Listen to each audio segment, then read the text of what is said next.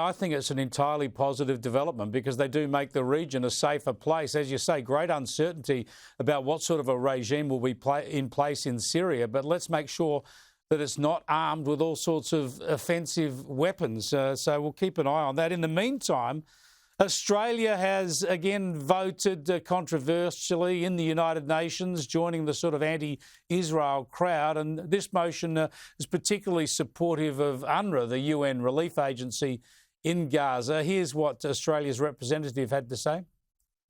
We note UNRWA's measures to terminate the employment of UNRWA staff members following the 7 October atrocities carried out by Hamas, atrocities that should have been unequivocally condemned by this resolution.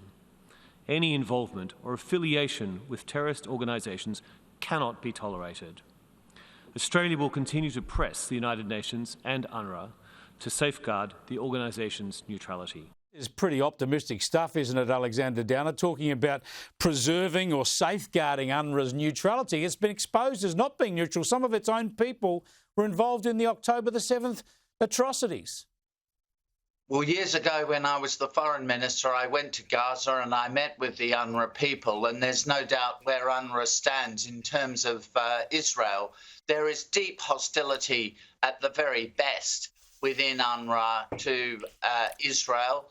And more than that, the fact that some personnel from UNRWA were actually involved in the 7th of October massacre of the Israelis is unconscionable. I think an organisation like that with people who have supported terrorism, I mean, they sacked them, right? How big of them? But has supported terrorism, which whose teachers teach anti-Israeli and anti-Semitic rhetoric to children. I think that an organisation like that can't any longer stand.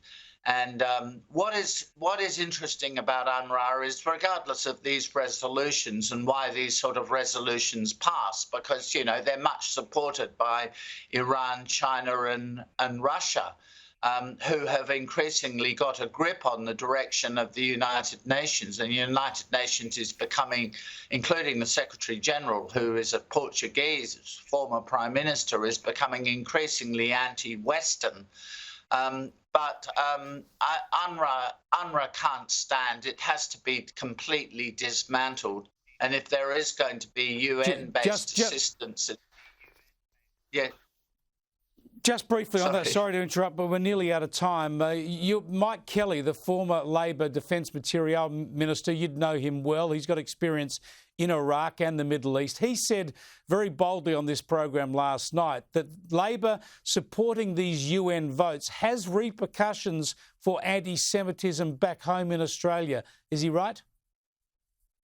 He is right, because what the Labor government are doing is giving a tick to those people, and they're deliberately doing it, of course. They're doing this for domestic political reasons, to shore up their seats, which have significant Muslim populations. They're giving a tick to campaigns against the Israelis, and that's, of course, very, very quickly interpreted, not necessarily by the government, but by a lot of the people they're trying to appease, as a tick for anti-Semitism. So it's stirring up feeling against not just Israel, but feeling against Jews. And we've seen the consequences of that. Absolutely. Shocking stuff. Thanks for joining us again, Alexander, and thanks for joining us throughout the year. We really appreciate it. Wish you and Nikki and the family a Merry Christmas and a Happy New Year.